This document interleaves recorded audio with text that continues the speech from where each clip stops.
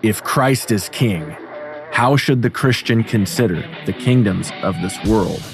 What does the Bible teach us about human authority and what it means to love our neighbors and our enemies?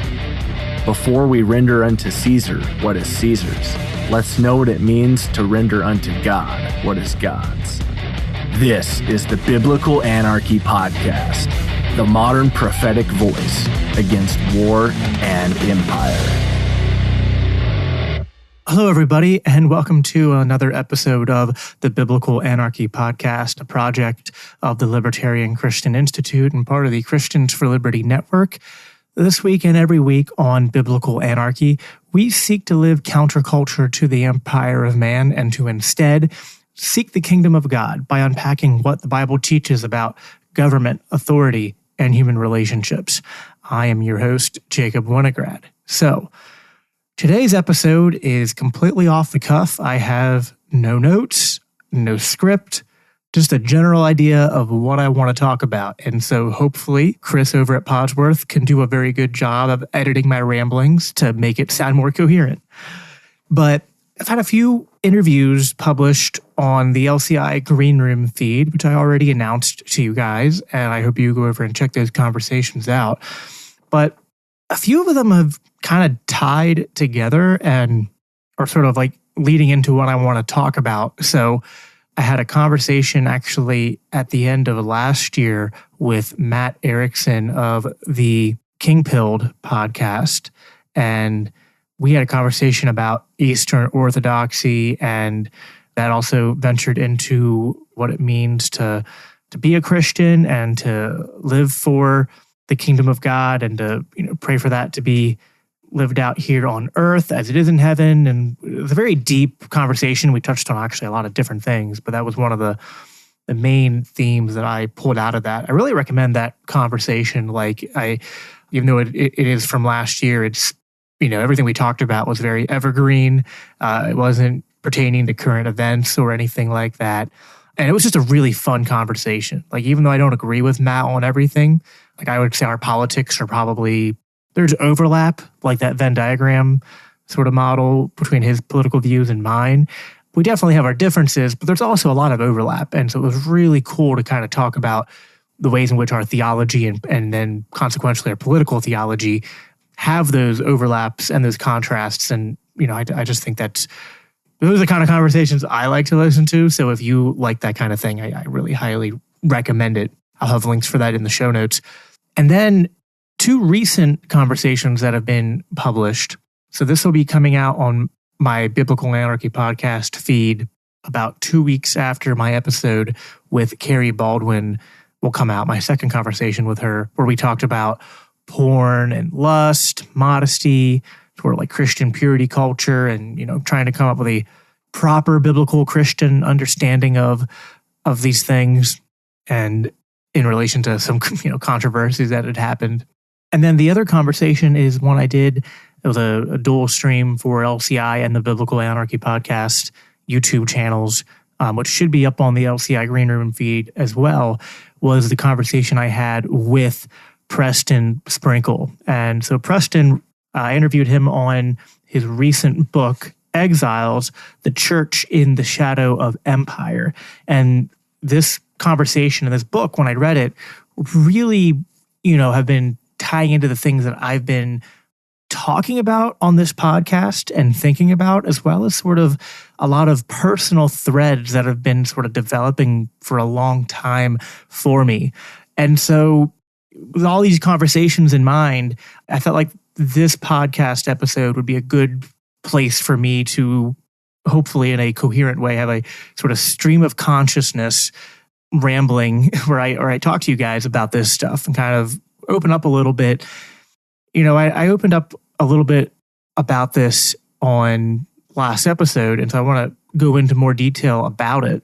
But from a young age, I was exposed to pornography, and I think I was like 12 or 13. I forget the exact age, but that exposure really, I think a lot of young men struggle with porn, so I probably shouldn't be hyperbolic with saying how much it affected me. But my struggle with it just started so young, and it was so debilitating for so much of my life. I know a lot of people who have struggled with porn, but when I talk to them, I haven't found many who, I guess, had the same sort of issues I had. Like for some people, it was like they struggled with it, but they didn't have maybe the same level of basically like an addiction or like what I would define as like trauma from it. And to be fair, maybe they did, and I shouldn't also be too quick to compare people's experiences and whatnot. I can't know what they felt or what the inner details of what they went through. They might not just want to be completely public with that. But yeah, I brought these struggle, this addiction I had into my marriage, wasn't honest with my, at the time, fiance and now wife about that. And, we struggled with a really long time with our physical intimacy. It would go on and off. I mean, we obviously didn't have like completely insurmountable struggles because I've had 4 kids to date and the 5th on the way. So I don't want to be too dramatic with that, but there were periods of time where my pornography struggles would get worse, and then with other factors kind of coming into play as well, but where we would go very long periods of time not having that sexual intimacy with each other. And I think at one point there was actually like a whole year where we went without having any physical intimacy with each other, which was very hard. And so around the time of COVID, like 2020, is when I finally had, I think, matured enough to realize that this was, a problem, and I had been kind of hiding it and downplaying the hold that this sin had on me. I viewed myself as a Christian. I considered myself born again, thought I had a personal relationship with Jesus. And so there was a lot of shame, right? Like I would lead worship on Sundays. I'd already at that point kind of started to talk publicly about my faith and have sort of more of a public facing ministry, as small as it was at first. And, dealt with a little bit of imposter syndrome, a lot of guilt, a lot of shame. Just felt like I would always tell myself like, I got to get serious about it. I can quit anytime. This doesn't control me. It's, I think kind of an extension of when you're young and you think you'll figure it out when you're older. I just suddenly realized, wait, I'm older and I don't have this figured out. I need to figure this out. This isn't normal. This isn't right. This isn't what I want for my life. And so I started seeing a counselor, came clean with my wife, talked to my pastor and some men at church, and kind of started along the journey of trying to find freedom from that struggle with pornography and to find freedom from it. And I had successes like around the edges, I would say. So my counselor helped me with sort of from a, obviously from like a psychological understanding and scientific understanding of the brain and how brain pathways and neurological pathways work and brain chemicals and dopamine, and helped me to understand all that and sort of then come up with plans for like just sort of managing it. Like, you have these patterns, these habits, these are not easily broken. You need to come up with kind of practical, logistic ways to sort of like interrupt these things, to keep yourself accountable and things like that. And I would say I found, moderate success with that. And I don't want to say that didn't have any positive impact, because it did. It was an important part of the journey. And now I can look back now and see that God was sort of leading me through the specific path. And so, this was me kind of saying, God, I know I need to take care of this. I felt like I had prayed to God and asked for, can you just break me free of this? But then I was like, all right, I guess God doesn't want me to just, have some kind of magic fix, magic cure-all. I need to put the work in myself, and God will be faithful to, see my willingness to put my wife first and to repent of my sin, and He will strengthen me through the process that I'm going through, and that'll be what gets me free of this. And again, I wouldn't say that didn't have some aspects of truth to it, but what I was seeking, I wasn't getting. What I was seeking was like an actual freedom from the struggle, in a sense where I didn't feel like it was controlling me and where I didn't feel like I was white knuckling it. Part of the reason I was susceptible to this pornography problem was also sort of like psychological, spiritual trauma that I experienced when I was young as well. It wasn't really like abuse in like the traditional sense. Like I didn't have an abusive family member or anything like that. But there were, as a teenager in high school, I was in sexually promiscuous, sinful relationships behind my parents' back. And those were, to keep it PG, and also because, this ventures into the area of, I guess, like my testimony where I would want that to be a bit more private. To say it with the least amount of words, these were relationships where there was sort of like a component of abuse on both sides because we were doing things very much from a place of sin, a very worldly, very dark place. And yeah, things happened that are really hard to get over. And not just for me, but I know for the people involved too. And God was able to actually bring some healing to that in a couple of the cases. A couple of those exes from back then have had a chance as adults to kind of like, have like phone conversations and sort of like apologize to one another and have some kind of healing. And anyway, I mean, that's suffice to say that as much as the pornography problem had a component of a physical dependency, sort of like habitual addiction, in the way that I think people understand porn can do this because of kind of like an insane dopamine rush and the effects it can have on the brain, especially if you're exposed to it young. And that definitely was a lot of it, but there were just other things that happened when I was young in the arena of, sexual sin with other people that were also traumatic to me. And so these things were feeding into each other. And so I was like, hey, I'm managing this better, right? But I was still broken. Like I was still a very broken person, just finding ways to like prevent my brokenness from being self-destructive to the same degree that it had been. And I was at least being honest, right? I was at least being honest with my wife. I would be honest with my struggles, be honest with my pastor and other people. I was on a much better path. And so I don't want to, I want to be, fair or accurate in my reflections, right? Like it's not like there wasn't any improvement from before and after, but there was part of me that was like, is this going to be the rest of my life? Like, is it just always going to be, I'm this broken person who's just finding a way to, move on, like a handicap? Like, it kind of felt like if you could sort of describe your sexuality as like a limb, like it almost felt like I had a lame or partially disabled limb. Like it wasn't completely gone. Like I wasn't like amputated off, but it didn't function the way it should. There was something deficient about it. And I was like, maybe in the same way people deal with physical deficiencies their whole life, maybe this is just damage to my psyche, to my brain, to my, even like my soul to some extent that isn't ever going to be completely restored, in this life. And I didn't like that idea, because it was still a strain on my marriage. And I also, have kids. And I'm like, man, I want to model for them a healthy marriage, a healthy relationship with my wife.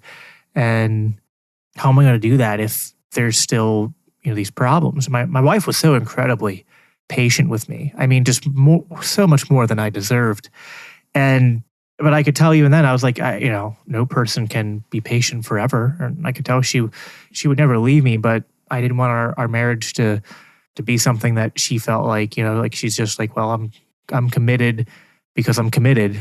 You want to be with your spouse and have that commitment be enthusiastic. And we weren't at that place. She still loved me. I think she still saw the potential in me to be the man of God that she knew was there, that she had seen glimpses of, But yeah, I think we were both kind of dealing with hopelessness. And so fast forward, the COVID years happened. Our church kind of stopped meeting for a bit. And we were a little disgruntled with the fact that the church had even shut down at all for COVID. I mean, I kind of understood it because like our church meets in a YMCA. So like we don't own our building. So I know part of those considerations were just like, this isn't our building. Like we can't meet in the building if the people who run the building don't want to take that heat, right? So our pastor encouraged people to, if they felt, he was like, hey, listen, be safe and follow your conscience and your conviction. meet with people, even if it's virtually, meet together in your homes and stuff like that. And they would do virtual services. Then they opened up as soon as they could. And so anyway, but that combined with other factors, we just kind of decided to take a sabbatical from church for a little bit. And that only made things worse, which looking back, it's kind of like you stopped going to church and things got worse. Like at that point, I had sort of maybe given up on church a little bit. I had a really weird upbringing, going church to church to church and just seeing so much brokenness and church splitting and just, it's awful. I could tell stories. And in fact, at some point, I actually go to church right now with my old Sunday school teacher, and he was there for a lot of the ugliness. And anyway, he does a podcast for our church called Stepping Stones, which is really cool. And so I want to interview him. And, and if I ever have him on, I might, without getting into too many details, ask him about some of our, have us talk a little bit about, I was a kid when that stuff happened, but I still witnessed it. He was an adult, so he'll probably remember more than I do.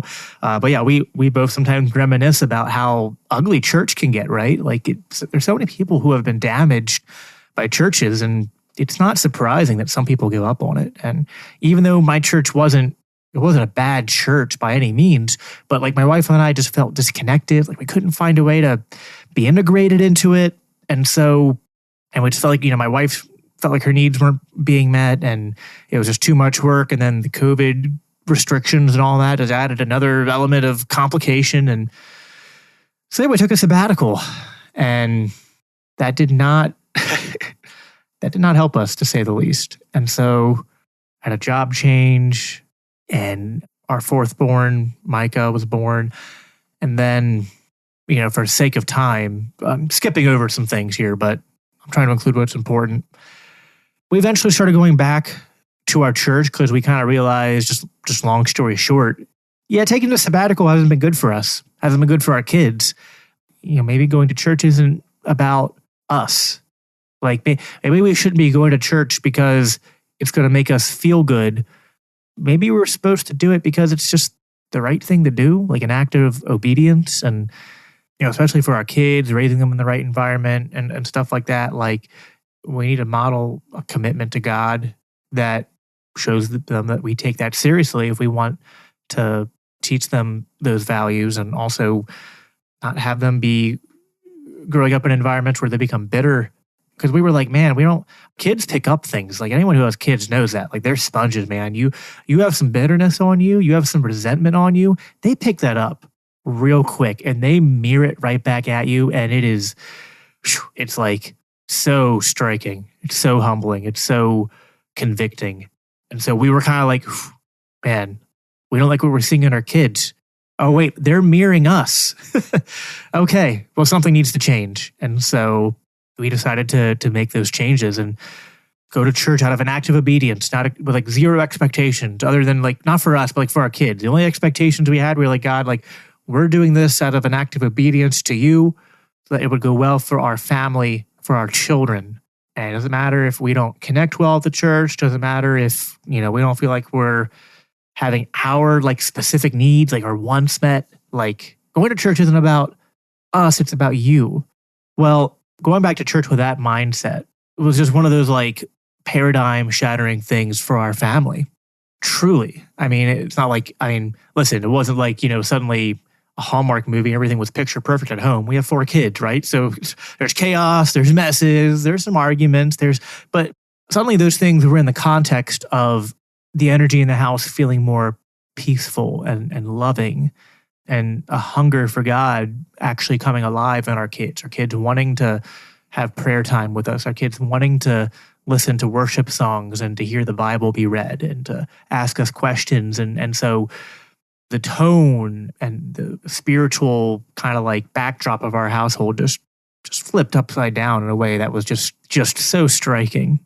Then my wife went through some health issues, which oddly enough did nothing but strengthen her faith. And, my wife actually kind of realized that although she was like born Lutheran, baptized Lutheran, she was like, I don't know if I was really born again. She was like, I was kind of like more of a cultural Christian and like, told myself like, yeah, I believe these things, but like, did I really believe them, or did I just kind of like affirm them? Like, yeah, that seems right.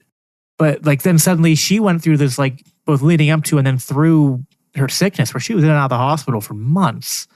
It was awful. But it only strengthened her faith. And she felt like suddenly, like in the same way our house had sort of like flipped itself around and sort of had this just like uncanny like spiritual awakening and just shift in the paradigm, that she had that suddenly when she was going to church, the sermons meant something to her, that she wanted to listen to the word be preached, and she wanted to sing the songs, and she wanted to go to life groups, and she, like her Bible studies, and she had a hunger that wasn't there before to know God.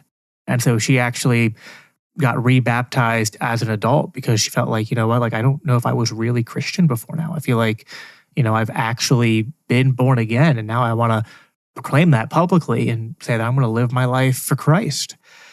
It was such a blessing to see that spring up in my wife. I mean, it's just my wedding day, the birth of my children are all great days, but the day of seeing my wife be baptized and declare her faith in Jesus Christ is just one of the happiest moments of my life. And so this pattern continues, right? Relating this back to my struggles with pornography. At this point, I'd been doing my podcast for a while, and that was back when it was like the Daniel 3 podcast. And I started talking more about connecting sort of like my libertarian, beliefs to like contextualizing that in the sense of like, that we live for God's kingdom. And this all the while sort of like wrapped up in studying the different theologies of God's kingdom and looking into the literature on that. And, there's sort of this dichotomy. So I talked about this with both Matt Erickson and with Preston Sprinkle in those conversations I mentioned, but this idea of like, there's two kingdoms theology where it's like, we have this like dual citizenship, and kingdom of God is like the spiritual kingdom, and that it's like our true home in a sense, but we also have citizenship here. And, that's a very common like evangelical way of looking at things. And to me, I started to kind of view that as, I don't know if that's right. It feels very compartmentalized. It feels like, I don't know, if we can't serve two masters, then how can we have two citizenships? Like, I don't know what the distinction is there, why one's okay and one's not the other. It kind of seems like semantics, like, but you can't serve two kingdoms. How can you serve two nations? It's one thing to say you should submit to the laws of a nation you find yourself living in.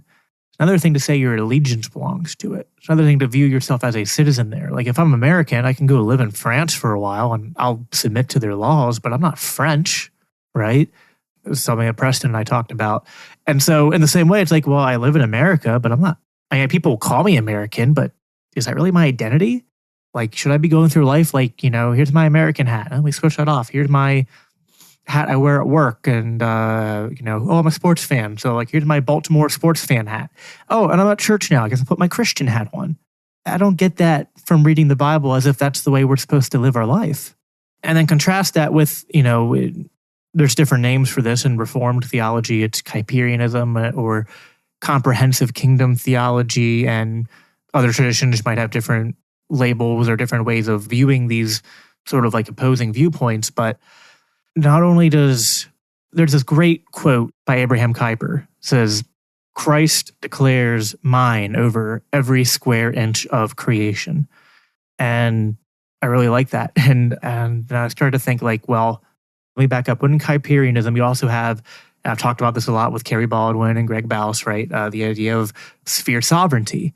Now, in these different spheres, people will have different responsibilities, different measures of authority, right? So an example I'll use is like a teacher, let's say like a Sunday school teacher has authority in the classroom over my child, right? But it's a limited authority that's designated for particular things related to that sphere.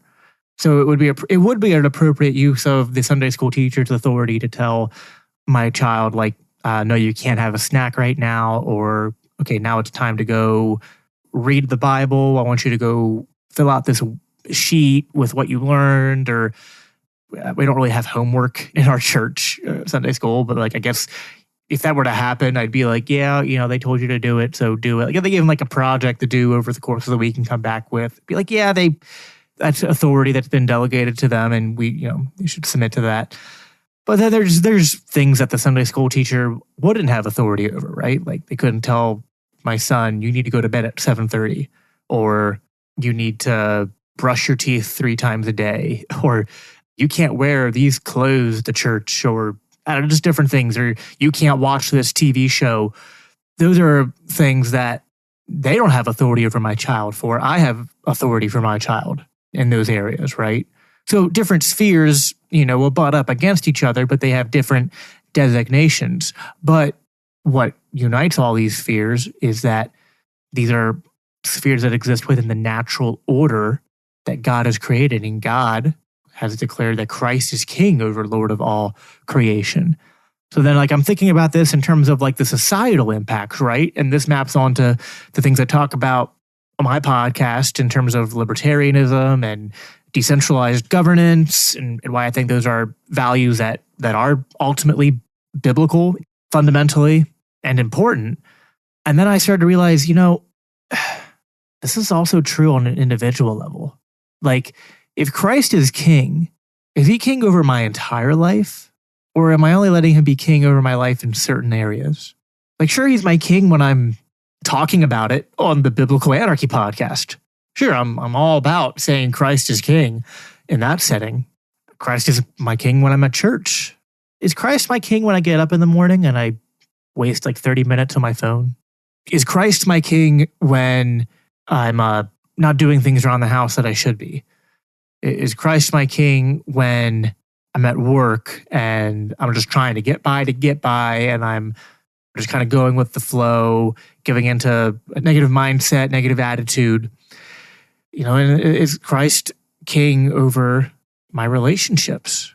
Is Christ king over the things I decide to do with my spare time?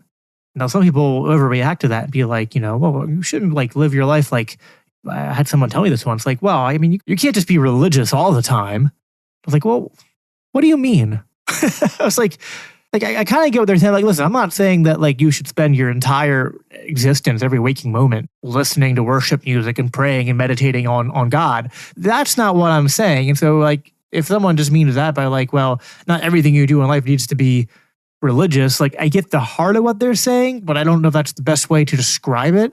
Because when you say, well, not everything in your life should be religious, to me that sounds like you're saying, well, not every area of your life should be submitted to Christ.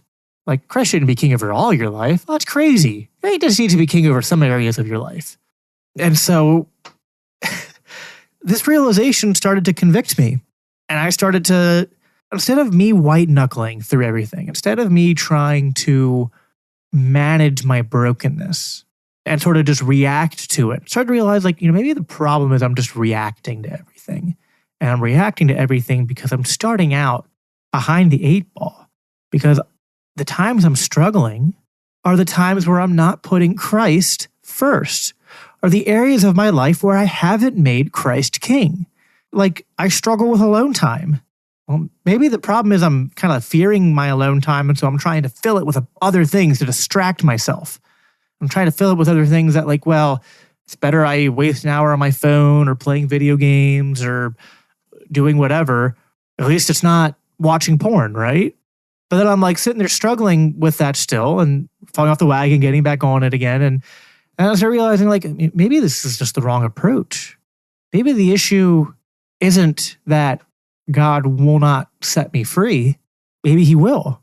Maybe the problem is he won't set me free of areas where I haven't actually submitted to him.